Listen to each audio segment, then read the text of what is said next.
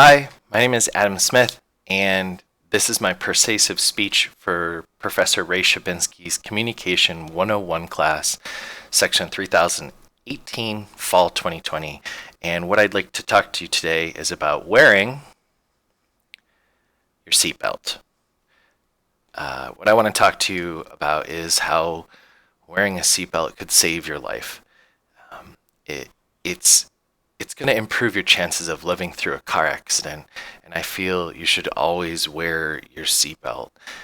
Wearing your seatbelt can save your life. I was in an accident last year. I was wearing my seatbelt and I was sent to the hospital, but it probably saved my life.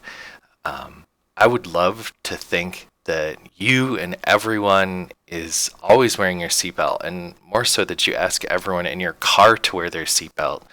If you have to remind people when they're getting in their car, drive safe, call me when you get home, wear your seatbelt. It's real simple. It's basically just like telling someone you love them. But last year's accident wasn't my first accident. I've actually lived through 3 car accidents. Last year, the driver admitted to being distracted, which is a topic that we all know about.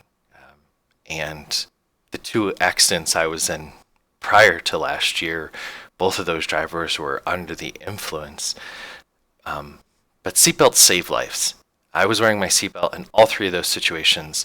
Everyone in my car was wearing the seatbelt. We all walked away. We're all alive today. It just reduces the risk of just being injured, not just dying in a car accident. There's a lot of information on the internet I was able to find. The CDC is a rich resource.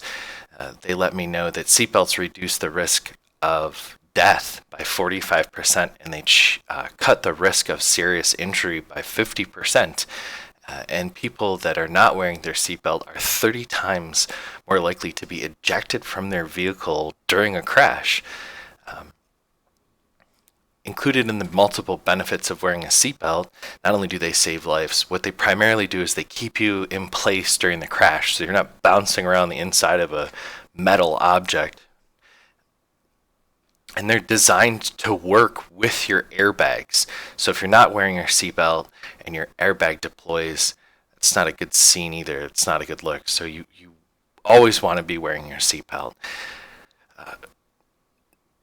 There are more cars on the road than ever. I looked up on the Library of Congress that the first automobile was invented around 1885. And Statista.com let me know that the number of cars is increasing. So since 1885, it's reported that in 2018 there was over 273 million cars registered. And that's because of mass production techniques since the first half of the 20th century, which I got from Britannica.com. But seatbelts haven't always been around. Certainly they haven't been around in cars. So the first seatbelt was invented in the 1800s, but it wasn't for cars. It was for gliders. That's from the Library of Congress. I looked up on defensivedriving.com that in 1958, the 3-point seatbelt was invented. That's the seatbelt that comes across your chest and across your abdomen if you're driver left to right. But it wasn't for another 10 years that the National Highway Traffic Safety Administration required it in all new cars. But the seatbelt is a great invention, and it saves lives. Please always buckle up. Again, seatbelts keep you in place during an accident. They're a wonderful addition to our world, and they've saved over an estimated 255,000 lives since 1975. That's again from CDC.com.